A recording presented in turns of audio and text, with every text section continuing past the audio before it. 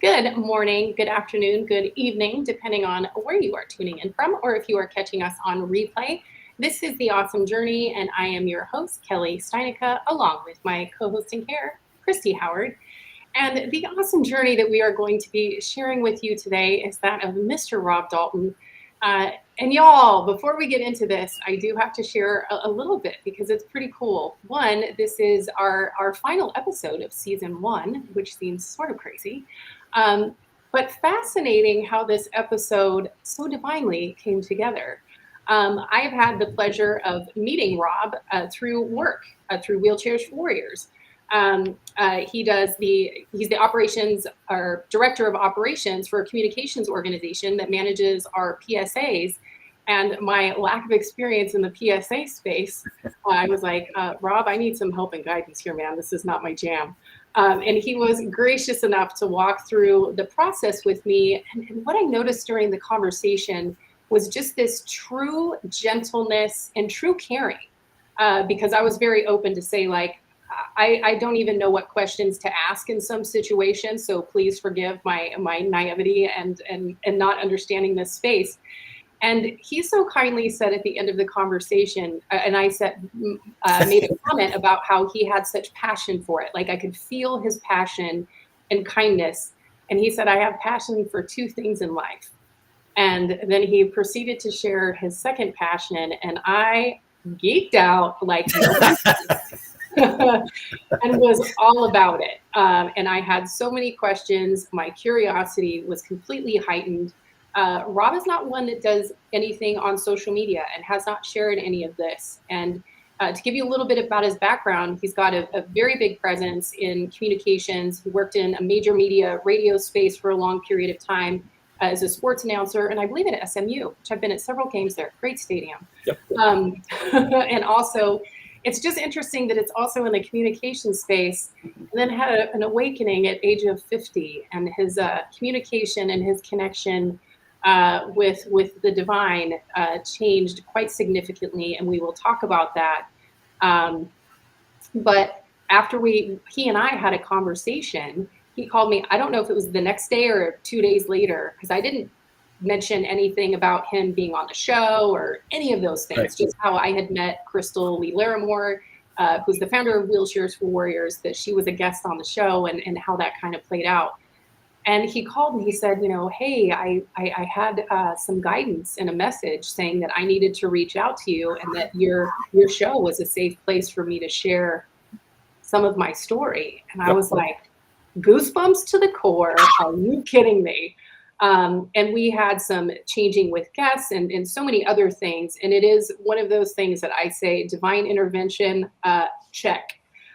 So such a privilege, blessing, honor, all the things to have you with us, Rob. So grateful.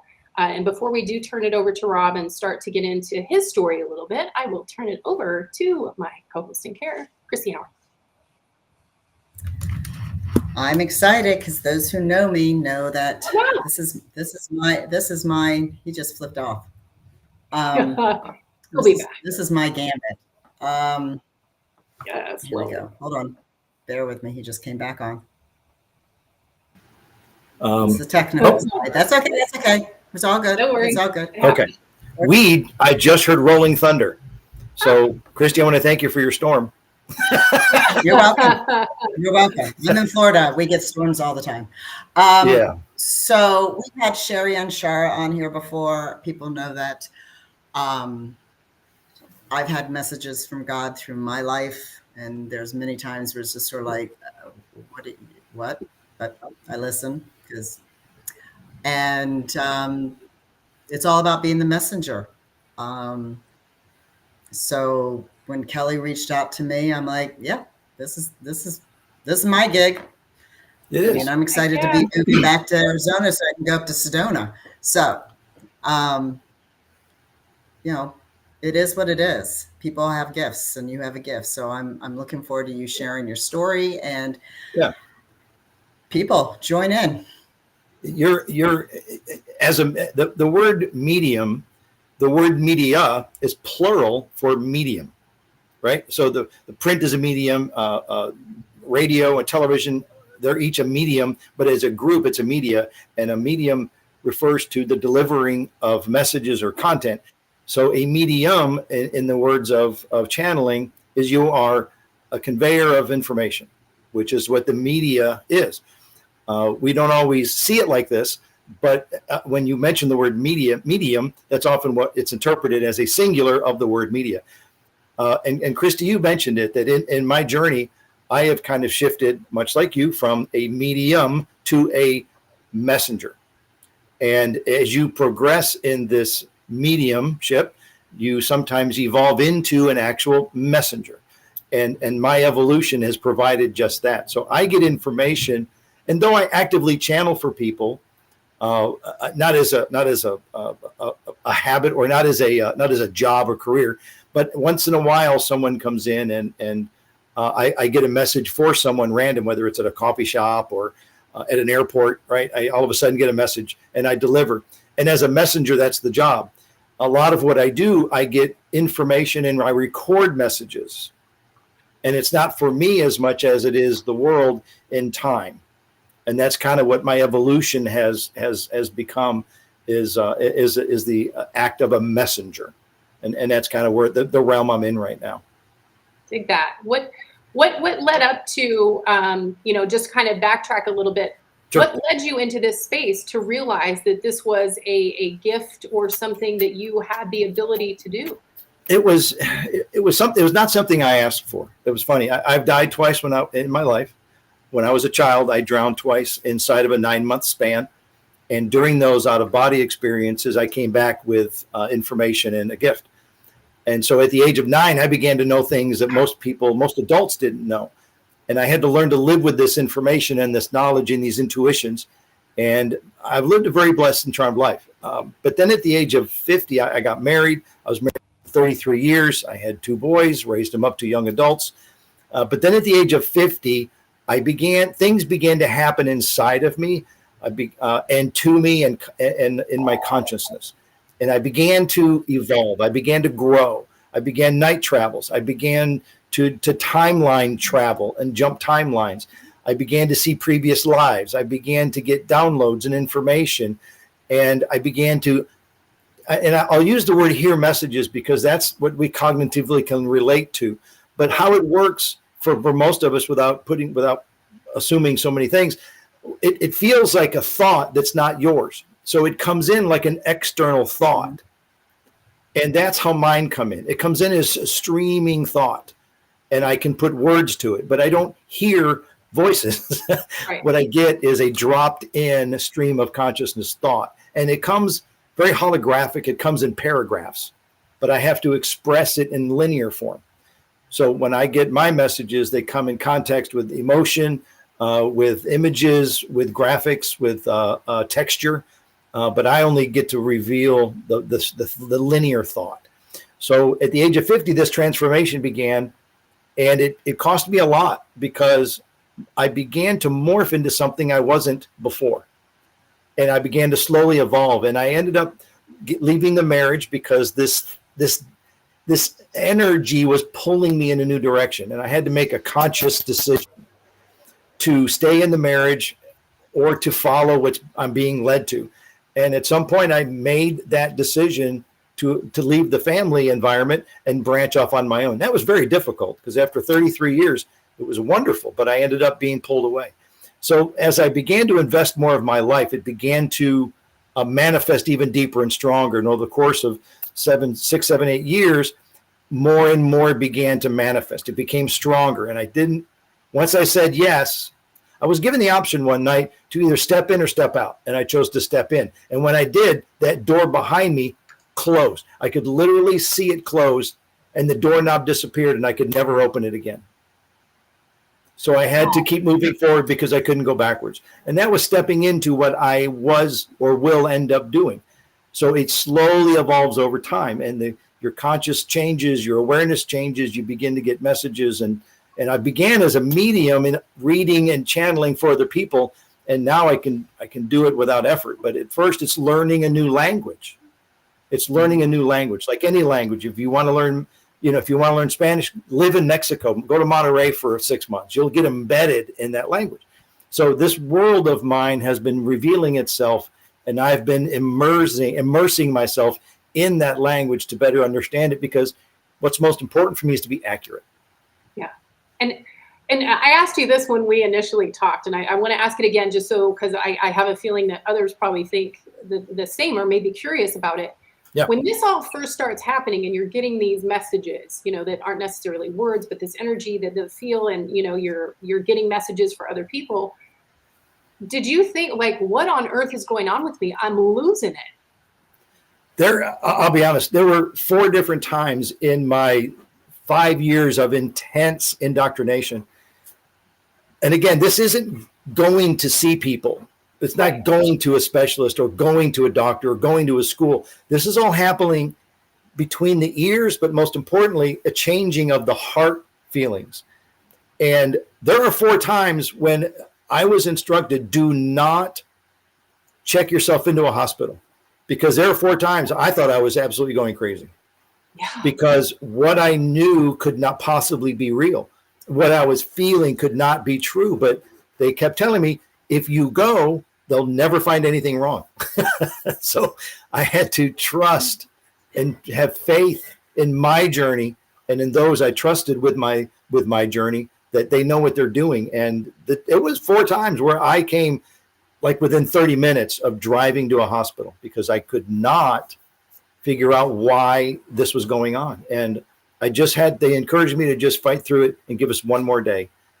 But it was lonely, because the reason I left the marriage, and this is important for people, if you are authentic, okay, if you are authentic, you can't worry about the rest of the world and how they feel about you, because it will inhibit your growth.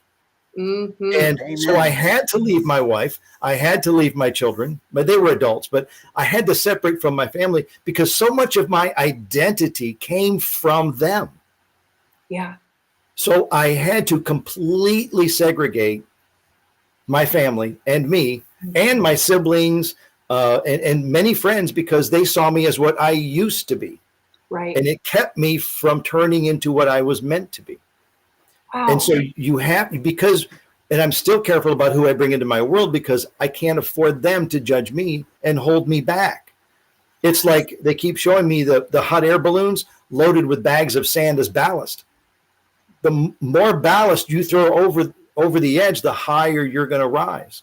Right. And it's not bad. It's just evolution. Yeah. So I had to segregate from my family in order to turn into and to evolve. I'll use the butterfly metaphor, but I had to evolve into something completely different. And now everyone can choose whether or not they want to be part of my world. It's not up to me. Yeah. Because I'm authentic. And it's interesting. It's interesting that you use the word authentic. You use the description of butterfly, because I've had this intuition. That's how I use it. Yeah. I'm not a medium, all that, but people have always known, that have known me since I was in my 20s. She knows what she knows, but she doesn't know. Yeah. Butterfly and the authentic is my brand, because it goes back to, you get rid of that. I like your whole the sandbags, the more you get rid of the stuff that you're feeling you need on your outside and not being true to who you are and the gifts that you have. People are not going to understand. They're going to think you're cuckoo, whatever. Yeah. But a gift is a gift. And you having, and I'm sure that you leaving your marriage and your children was not easy. And it, wasn't probably pleasant for anybody. However, you stayed true to something that was in you when you were born. Yeah. Yeah. I'm sorry, I'll let you respond to that and then follow up with the question. How did your family respond to it? Because it had to be difficult. It was difficult for us, because it was difficult because it took me 2 years to realize. I was like, in Memorial Day one year, I noticed I felt different about my wife, and by Labor Day, the love was gone. I wasn't in love anymore. Right. And I sat her down Labor Day weekend. I said, I don't know what happened, but over the summer, I am actively no longer in love with you. Not that I don't love you, because you're the mother of my children, but we got to see where this goes. So for 2 years, we worked on it. We went to counselors. I was like, this love can't just disappear. Mm-hmm. So for 2 years, we worked on it. The problem was I let her lead the discussion and not me. I said, we need to bring family in and tell everybody. And she didn't tell a single person, not her parents. I told my mom twice. That was it. But the rest of the people in our family knew nothing about the fact that we were working on saving us, because I didn't know where our love went. Right. But it was pulled and extracted from me to empower me to move on to something else. And so when I finally came out and said, I'm leaving, I need to do this. And she said these words, I can't compete with God. You have to go do whatever it is you're going to do. Ooh. And I said, I don't need a divorce. I have to leave. You file when you're ready. And so a year and a half later, she filed because she was kind of hoping I'd come back. But I said, I need to do whatever it is that's calling me. Yeah. And I said, I'm not leaving you. I just can't be around you because of your influence. Because she is Catholic, right? She was strict Catholic, and they don't let go of those foundational beliefs. Oh. So it wasn't, we were doing this, right? And it wasn't anybody's fault. It was me changing. And I had to step into it. So when I left, I said, and this is where it gets personal instead of evolutionary. I said, I'll tell the boys. She goes, you're the one leaving. You tell the boys. I said, okay. Well, they were in their mid-20s. So I said, I'll tell them this weekend. I moved out, went to a friend's house. The very next day, she went and told both the boys her version of the story. Oh, dear. Of course. And then she goes, I told the boys, I was like, what? Oh. So I said, well, tell them they can come to me with questions. And then she goes, but you're going to go tell my parents. I said, okay, because I asked for her hand in marriage. That Saturday, she went and told her parents everything. Yeah. Nobody knew we were having issues. So she got her story out first. And then my sons have yet to come to me and ask me what happened. And it's been 7 years. Wow. And her parents won't talk to me. So they still love me. They ask about me, but they won't come to me and ask me what happened, because it doesn't matter. But do you think that part of that, I have a comment and then a question to go to that, actually, is because she was looking to blame something and needed to create, something to help her feel rationalized, and wanted people to rally around her because she was mad. I would guarantee that because that's part of any cycle of grieving. There's definitely an anger part of it, and denial and all the things. And it does lead you to do things that probably aren't the best decisions, because you're driven completely by emotion and not necessarily by logic and or the divine, if you will. In those moments for you, with your any kind of question or faith, or where you were sitting, where were you receiving validation, and or did you ever question whether or not you were being judged by the divine? By the divine, no. By family, absolutely. Oh, yeah. And it wasn't right, because I was a good family man. I was a community leader. I was a business leader in the community. But what happened was I began to question, because of the pain I began to witness and see that I caused, I began to question my faith. But I knew, I stood fast. I tried for 2 years to get this back. And nobody else knew that. And I was the only one saying, we worked at it for 2 years. Well, we didn't know about it. Mm-hmm. I had to live in my own skin and look in the mirror when I shaved and know that I did the best I could. I didn't give up in a week. I fought for 2 years with her to try and get this back. And it never once got better, because it was never meant to get better. Yeah.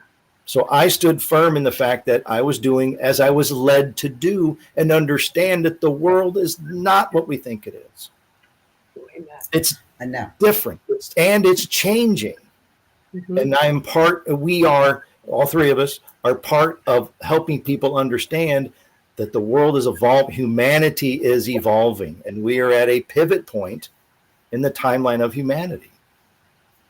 People are afraid to evolve. Oh, no. Okay. See, I love change. I'm so used to it. I move, I change. People are afraid. People are afraid to evolve because they're afraid of the unknown. We're comfortable even when we're comfortable, miserable. You can be miserable and like, well, I'm not going to change because what if I go this way? And, you know, so now you're remarried now, correct? Yes. I've known my wife, Lori, for 7 years. I met her after the divorce, but there was a love there. I found out early on that we had lifetimes together. We were once Native Americans. True story. We both had the same dream one night, and we weren't even together, but we were both from different tribes in Native America, and we fell in love when we met, and we were to get married to bring harmony and peace to the two tribes because they were battling. They were arguing over grounds, and then a short time before the actual ceremony, there was a battle from an outside tribe, and I was killed. And she was there, and she watched me die. So she has this great fear of losing me to violence. Oh. It's deep within her. But this gave her, and this is when we just knew each other. We weren't even dating. So we both had the same dream the same night, and we talked about it about a week later because we were both reluctant to admit that that we had this dream about being Native American. So we have been the great uniters in previous lives. But again, humanity, Christy, we talked off air, humanity often gets in the way of a greater good. And so this was one of those see chills. This is one of those things that we learned about each other that brought us together. So, but again, I could not be with her until the time was right. So though I knew her 7 years ago and got married just a year ago, we had to stay in touch with occasional dating, but we would date for a month or two. And then I would say, I'm sorry, I got to go. I don't know why. And I would break it off because if I stayed with her, I would have gotten my identity from her. Interesting. We had to stay in love, Christy. We had to stay connected, but we couldn't be together because I wasn't done being the chrysalis stage of my butterflydom. And so, one day in July, 2 years ago. I completely understand that. Yes, you can. Most people can, but they don't see it that way. When I met my husband 20 years ago, I think it's 20 years ago, we found out through, it seems like it's been like more than 20. We found out that he graduated from the school, the American School of Tehran, because his father was in oil and gas out of Texas. I was supposed to go to that school at the time that he's a year older than me. I would have been going there because my father had a job, and it was either going to Tehran or Houston, where he's from. We went to Houston. Didn't meet him, though he's glad because saw what I looked like in high school. Then I moved to Chicago, and I moved to California. And I want to say it was the presidential election with Gore. I can't remember who's who or whatever. I'm in a bar the night before I'm supposed to fly out to California. Talking, he's in the same bar. We didn't meet. He sits next to me at a sushi restaurant in Scottsdale. And at that point, I had finally realized like I was done dating. I'm done. I'm whatever. Done. Fast forward, we were together for 5 years, but on our first date, I told him, when we sat down, the couple next to us asked us how many years we were celebrating our wedding anniversary. Wow. And right before they said that, I said to him, like, look, dude, I don't really know you, but one day we will get married. Now, everybody, I was 42. Everybody ever say you're through all those years, you're picky, married, blah, blah, blah. And I'm like, nope, when I know, I'll know. And so we were together years, and then we separated. I went off to go live with, we don't say his name. He went off to another whatever. But everybody, and Kelly will know this, and everybody who knows this, I always said he would come back in my life. Mm-hmm. God will bring him back into my life when we are supposed to be together. Not your timeline, but his. Yes. And I had to go through everything that I had to go through. And now tomorrow, we're celebrating our 3rd anniversary. I hope. No. Nice. Yes. We will. Yes. And even when we have dinner reservations, I think we'll be doing it. But I'm just saying that it's like, it's not in our timing. And during those hard times. And you have to give way to that. They're very hard times. But if you allow yourself to evolve, to shed off that cocoon, you will become that butterfly. Right. Sometimes that butterfly might have a little tear in its wing, but it'll grow back. Yeah. Yeah. Amen. It's funny because when I was done with my journey, and because we dated off and on for 2 or 3 months, and I would get a message, got to break up. I was like, oh. So I'd call her. She goes, I know, just tell me over the phone. I said, no, I'm going to come over. I'm sorry. But she knew it was coming. It was, but we had to stay connected and we had to stay in love, but we couldn't be together. And then one day they came in and said, okay, your indoctrination is complete. Go find your happy. I was like, really? And I had hurt her so many times. I'd crushed her heart. But when I came back, she was open and she was ready. And within, we moved in together within a month. She had a house. We moved in. It was great. But when it was time, it was time. But it was never time until it was time. And you have to be patient. You have to be patient. And it's so hard. It's called forgiveness to yourself, and forgiveness, knowing that it wasn't your path to decide. You were put on a path, and that path was shitty. You got to give way. You got to get out of your own way sometimes. Yeah. Yeah. And it's all journey. It's all we're in our head all the time. Yeah. And we're so white knuckling our ride on the steering wheel. They give me an image all the time, and they tell me this. And Kelly, I think you can relate when they say, why do you insist on driving? You have no idea where you're going. But you insist on driving. So let me know how that works out for you. They say, just let Jesus take the wheels. Right, it's a song. Yeah. But if you just let go, they know where to take you. They see your path. We're stuck in the now. And it's hard. And it's so fascinating. This is one of the things that I say all the time is about exactly that, is about the timing. And we all know it. We all speak it.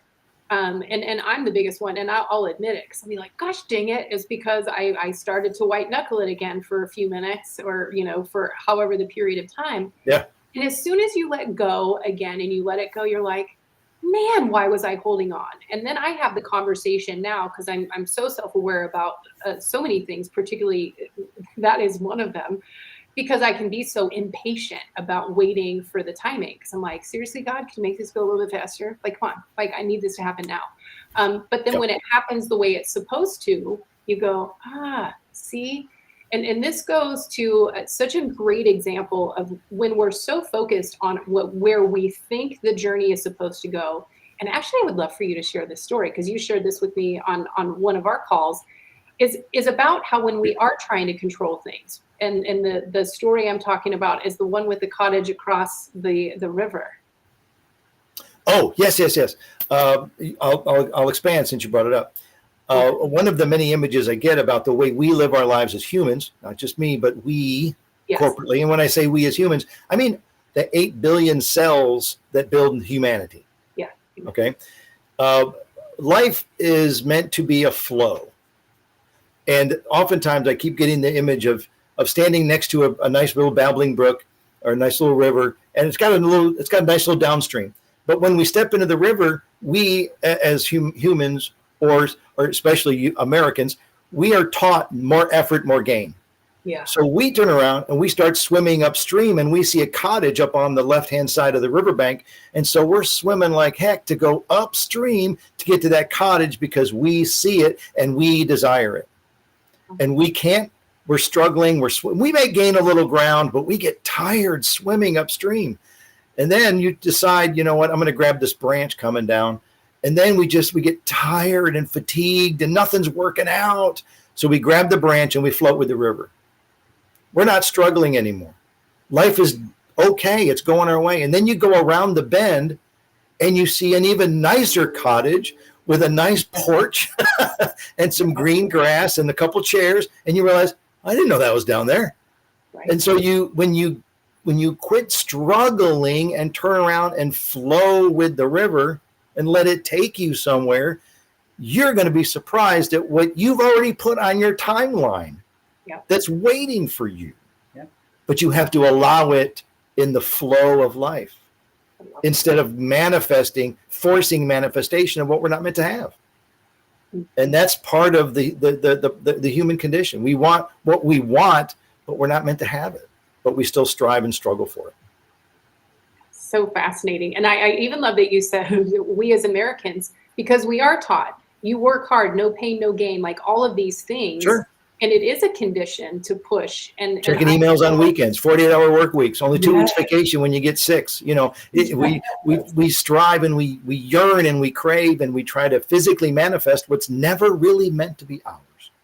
Which is crazy. And it puts us in a sense of, and I'm comparing this to my corporate journey, is it puts blinders on us. We're so focused on an end goal that we've created for ourselves that we're missing all of this beauty that surrounds us and all the, we're so focused on that cottage across the river that we're not paying attention to anything else that is happening around us because we can't possibly see beyond it. They're giving me an image. And Christy, you've realized in a career change, when you're driving a 60 mile, let's say 80 miles an hour. Christy, give me a highway. Christy, give me a highway. 75. The 75. Okay, you're driving down the highway and you're 80. What's your field of vision when you're driving 80? It's focused on the road, if not between the shoulders, between the lines, right? Yep. But when you slow down in the school zone, yes, what happens to your field of vision? Yep, totally expands. You get to look left, you get to look right, you get to see the woman walking down the sidewalk. Yeah. Okay. I'm the one that usually drives because that's my control thing. I was in a bad accident, so it's like okay, control. Yeah.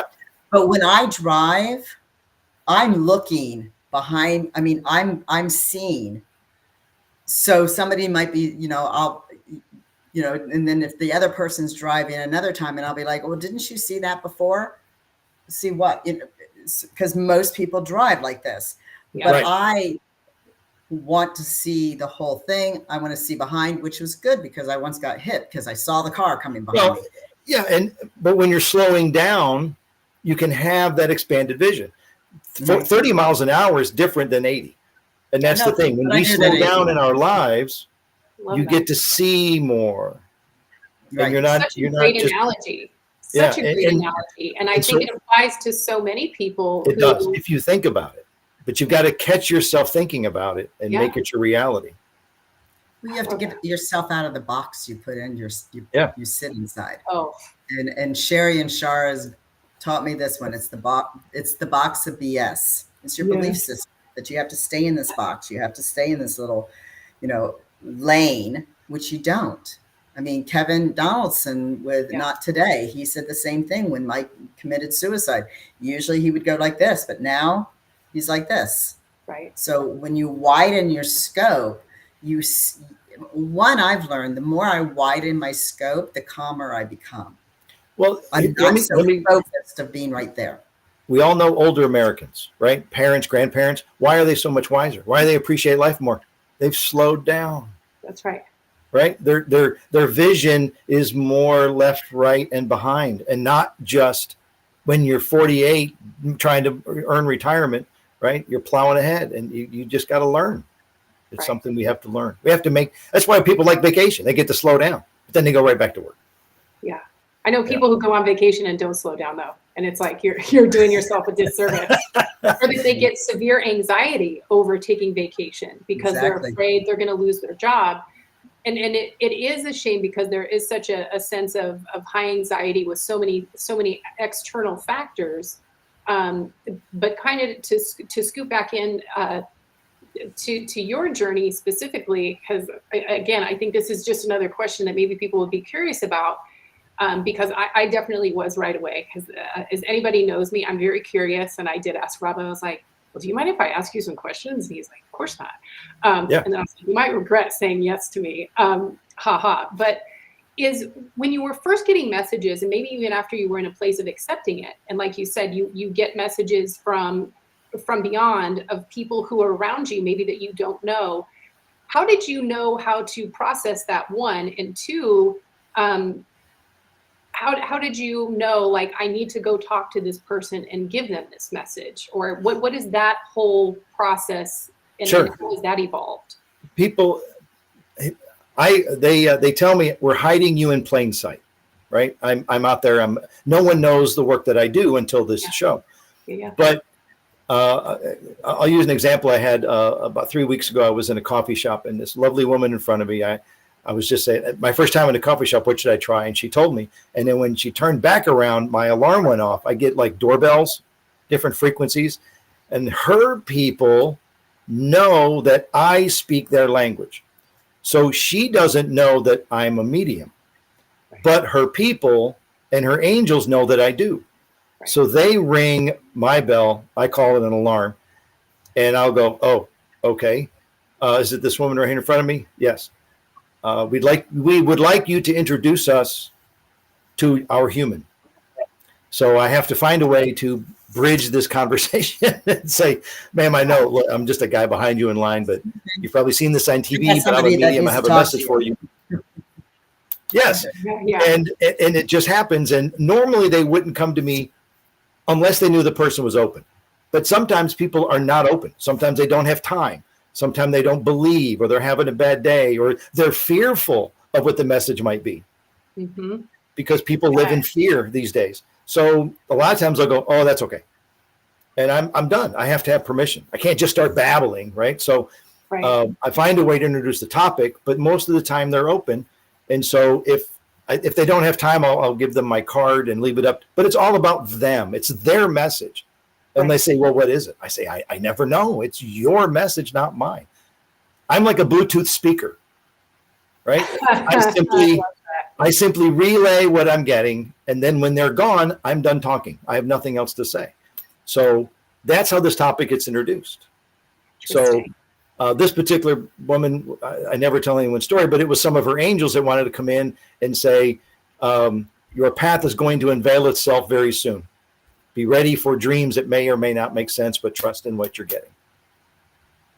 And they wanted her to be open to something new. And that was all they wanted to tell her. Ooh, chills. So it was just be aware there's something coming and be open to it. It's not what you expect. And that was it. That was it. And sometimes is there a common message that you get for people? Like, what's the most common thing that you're signaled to tell someone? Should I go into the pyramid theory? Sure. Okay. Yes. Okay. I work with the angelic realm. If you build a corporate pyramid, I don't know how to do this on video, but a corporate pyramid, right? At the bottom of the corporate pyramid, I'll use Burger King, for example. At the very base of the pyramid is the most widely populated portion of the Burger King pyramid. And that's the counter employees, the store workers, the retail outlets, right? They're the most populous, and they're in touch with the public. So they're the front line or the base of the pyramid. At the very top is your CEO, right? The very corporate tippy top. And as you move up the corporate pyramid, there are fewer members, but they're more powerful. But all in all, it makes the big pyramid. When I started channeling, I talked to the bottom rung of the pyramid, which are the predecessors, the most recently passed, because they are the lowest vibration. Not an insult, but like a radio, they have different frequencies. The bottom of the pyramid is the most populated because they're the ones that most recently passed, the most in touch with humans because they just recently left here. So it's easier with the lower vibration to reach out to they're humans because they're the closest in space and frequency. As you travel up the pyramid, who would be at the tippy top? Who would be at the top? Our Father. Father God, Father Source, right? So as I work my way up the pyramid, I have learned to have different frequencies. There's fewer people, fewer entities, but they're high frequency. So what I'm getting these days are more people's bosses to the guardian angels. And what I'm getting most common are people's guiding counsel. And the guiding count, so your predecessors, your angels, your guardian angels, they oversee your current incarnation. They oversee your current life plan.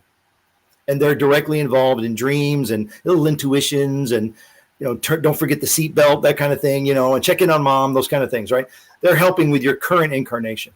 The ones who oversee your master soul journey, your master soul, who keeps coming back and relearning here in the school on Earth, they call Earth the school of consciousness.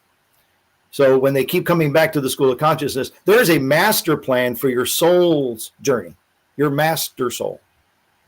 And the people who divide to help you map out that master soul journey is your guiding counsel. Mm-hmm. And so what I'm getting most common lately is the guiding counselor coming in to their humans and saying, you chose to be here at this time, on this timeline, on this planet, to be of help. Beware of what is coming. Times of crisis are at hand. You've got the global warming, the weird weather, the economy, and blah, blah, blah. There's all this stuff coming. But you chose to be here. So begin to awaken to your purpose.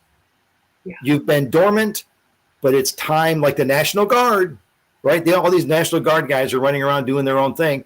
Got called into action. Now we got to go.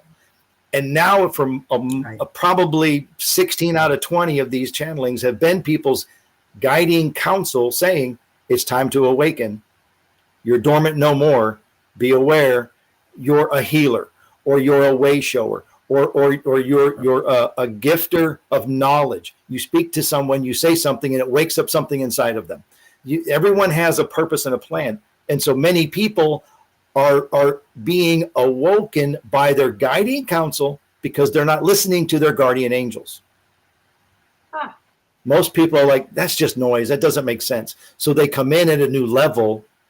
And the board of directors will say, time to get to work. This isn't a test. Pay attention and listen to what you're getting. You're ignoring it. And it comes in a little more stern, right? See, I'm getting all sorts of chills. It comes in a little more stern because you're not listening. So the boss has to come down and say, pay attention. And that is a bulk of what I'm getting. Yeah. Boy, I've had that before. Getting whacked in the head. Like, hey, how many times do we have to tell you? Go ahead, Christy. You keep on mentioning your tingling. My feet, and over the years, people, I'll be talking and it's like, oh my gosh, my feet are tingling. Yeah. Right.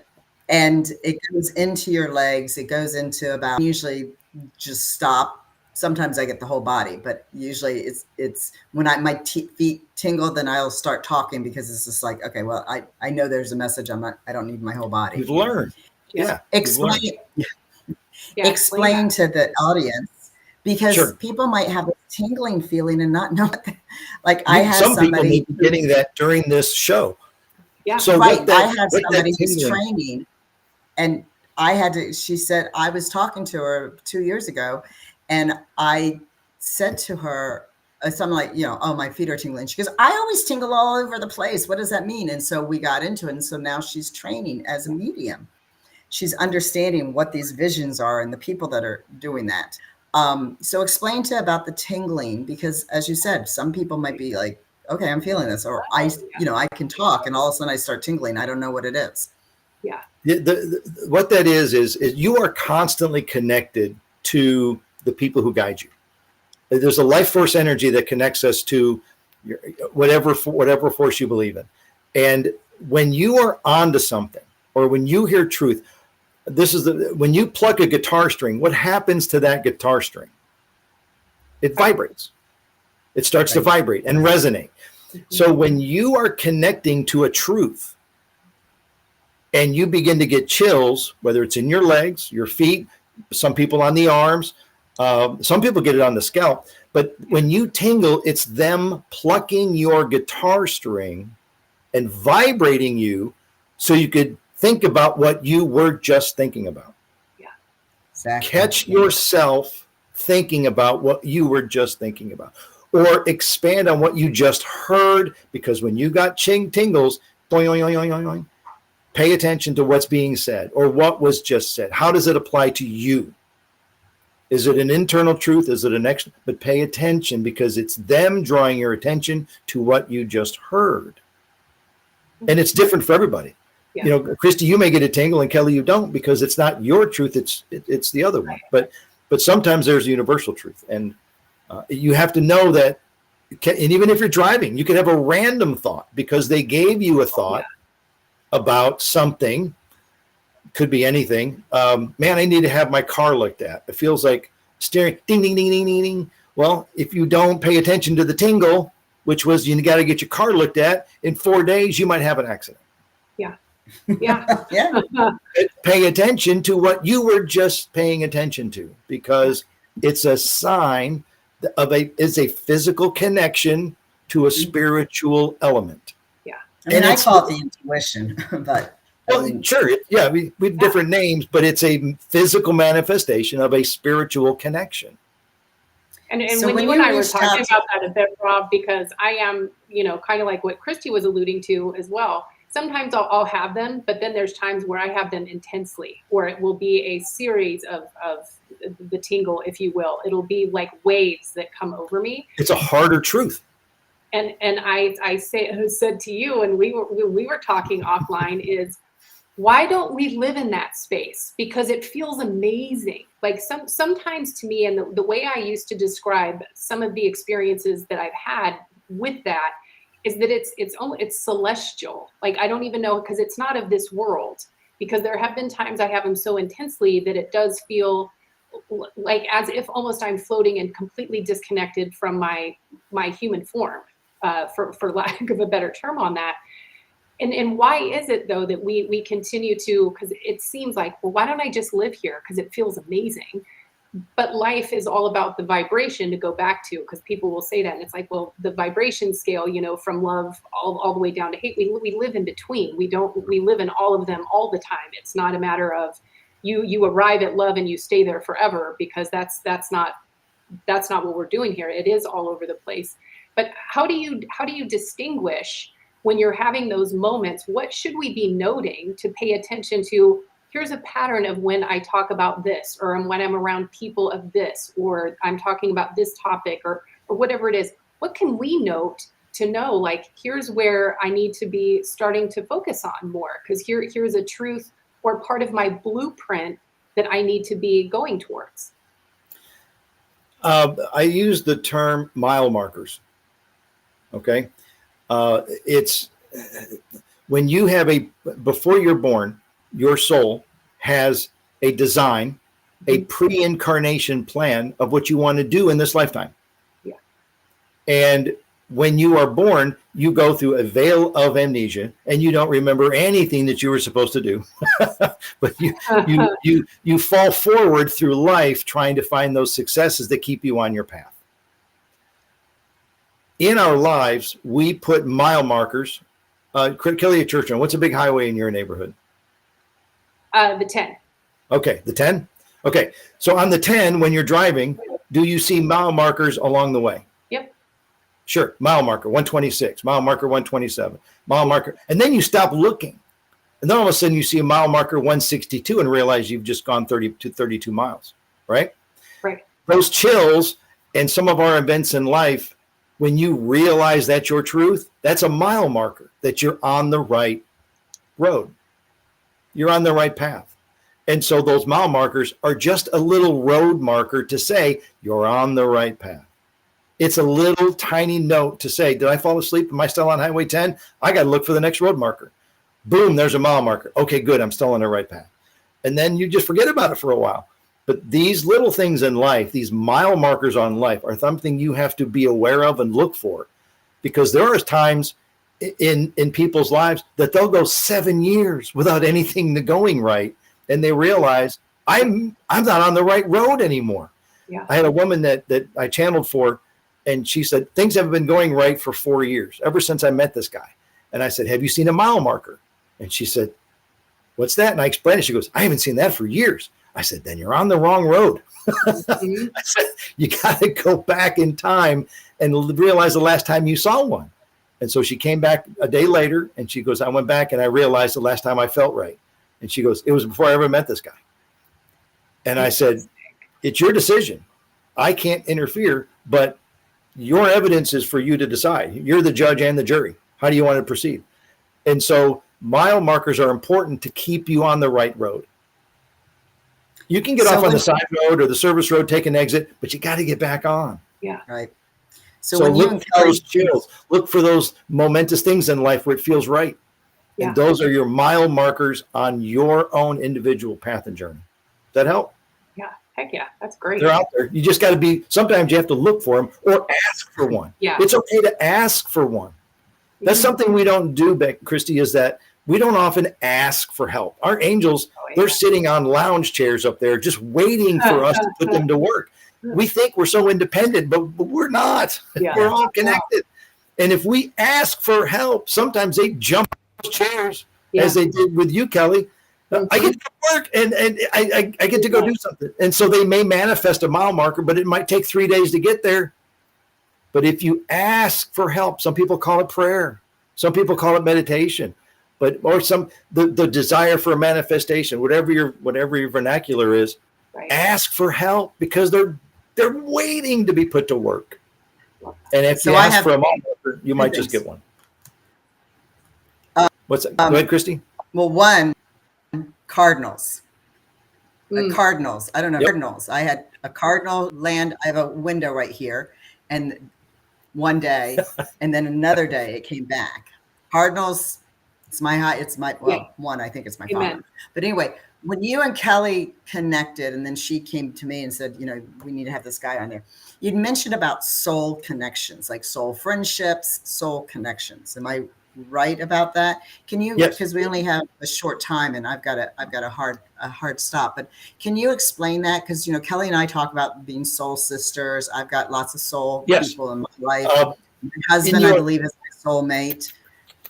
In your pre-incarnation plan, if you back up before your incarnation, you're part of a soul family. And you, with this soul family, and it can be anywhere from 200 to 400 individual souls. Not people, souls. And when you get together as a soul family, you change roles and you interact. Some dads are fathers and some fathers are best friends and some college people, friends or professors guide you and get in. So you're all connected and you play different roles in each incarnation. And so you keep re-establishing connections in different roles because you teach each other lessons and you provide guidance along the way. So you might have a soulmate as a brother. You may have a soulmate as a spouse, but maybe only for 10 years because that's all you're meant to be together. Yeah. But you never lose that connection. But then on the other side, when they're waiting for you, you get there and all of a sudden you're reconnected and you can say, thank you for those 10 years. It was great. Well, I sure missed you when you were gone, but I had to let go because guess what I did? And you reincorporate your soul family over and over again and again. And you do each other favors and you teach each other lessons. It's a wonderful experience. We just don't remember that here. Right. But we learn it. But some people feel that they have that connection. It's because they do. Yeah. Yeah. And sometimes it's improperly labeled because only one of you feel it. We want to feel that connection, but the other person doesn't. Yeah. So maybe they're just a mile marker on the way. Hence what I said to my husband, my first date, we will get married 20 years later. Yeah. Sometimes we just know.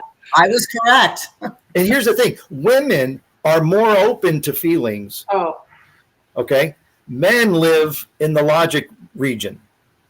Women live in the heart space. You can talk yourself in or out of anything with this, but the truth lives down here. Men have dominated our world up here. It's all logic and reason, but this is mainly meant to be a survival mechanism. Yeah. Right. The truth lives down here. And men, the male culture has gotten us to where we are. You're going to see a complete shift in the future as women will evolve as the leaders in the next society because truth, not logic. Yeah. Movies like Barbie and all these other women coming into politics and women becoming CEOs and this feminine movement, not a feminist, but a strength of feminine women in the NBA, right? Look how big the WNBA is becoming.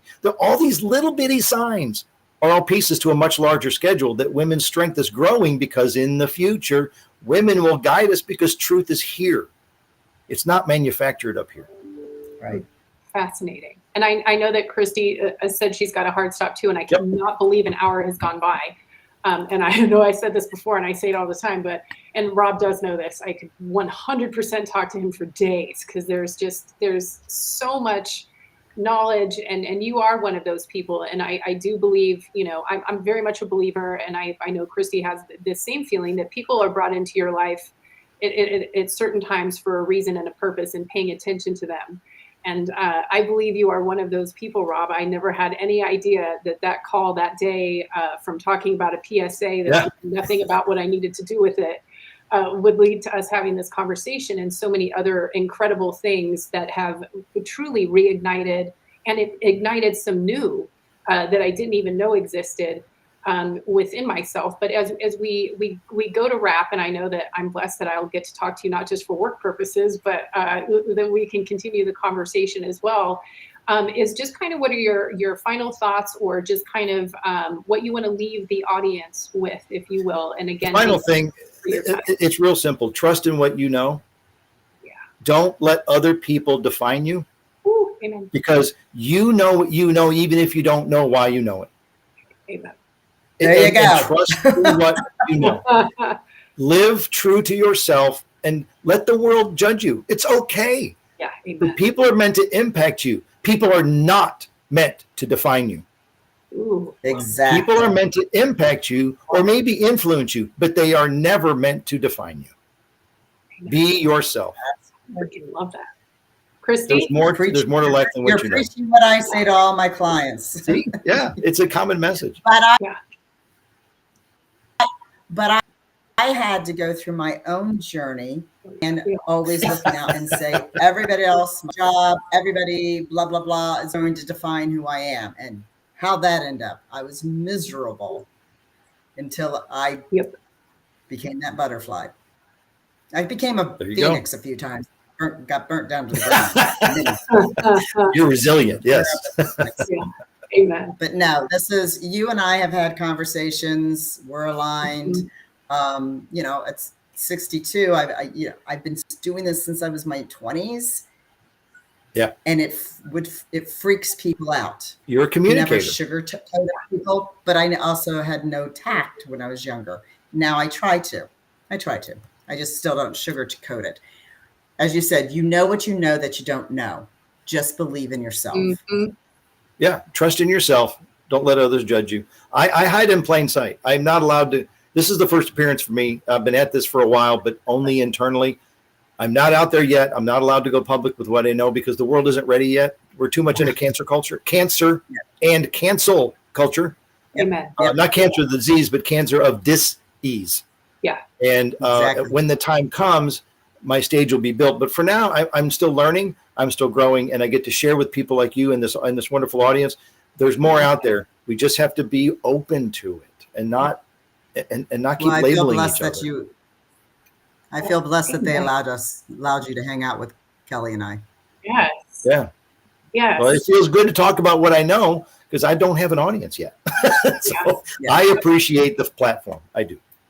Yeah. Well, thank you both. It was nice meeting you. And let's all stay in touch. I mean, really. Oh, you have no choice but to stay in touch with me, Rob. Yes, please. For so many reasons. Okay. And it does. It goes back to the whole thing of, and Christy and I say this a lot on all of our shows, being curious about other people's stories and then absorbing and paying attention. And I think Rob just so eloquently says so many things that I probably couldn't have said in my own way of paying attention to mile markers and all of the things. And it's just a matter of, I think a big takeaway for me today, and I think is important for everyone, is to slow down and take a step back. We get too caught up in this highway of information and that was a great analogy, in the speed of life and the information that's thrown at us constantly. And we're not processing, and we're just using our brain, and we're not connecting to truly ourselves, and we're forgetting. Swimming upstream. Yeah. Yes. Swimming upstream. Yeah. It can be easier if we let it, but we got to let go. Yes. And I love the whole thing. And I heard this from someone before, and I apologize that I can't think of who to give him credit, but it is when we stop trying to swim upstream and trying to make our life happen for us, and that when we let go and we surrender, that we allow life to happen for us. And it's such a, I'm seeing goosebumps all over for that. It's such a different space to be. And it's, again, just such a great reminder. And Rob, true privilege. And to reiterate what Christy said, what a blessing and a gift that, you know, you were guided to call me and say, hey, I haven't done this before, but I was guided to contact you and ask to be on, that it's a safe space for me to share. And I feel so privileged, blessed, honored, and I know Christy does as well. And we're just grateful now to call you friend. I mean, just wonderful. So everyone, thank you so much for joining us today. Of course, you can't really contact or connect with Rob online because he's not there, but we will keep you posted of when he does choose to come out and get connected on social media. We will share that, but we, again, privileged to be able to share your message today. Everyone go out and have an incredible day. And do remember, we are all on this journey together. And together, I really do believe we make it awesome. God bless you. I'm going to put a footnote. Remember, this is our last show, but watch our post of season 1. Watch our post on when we will be resuming. So, good. Okay. We don't know when that's going to be. Have a blessed day, y'all.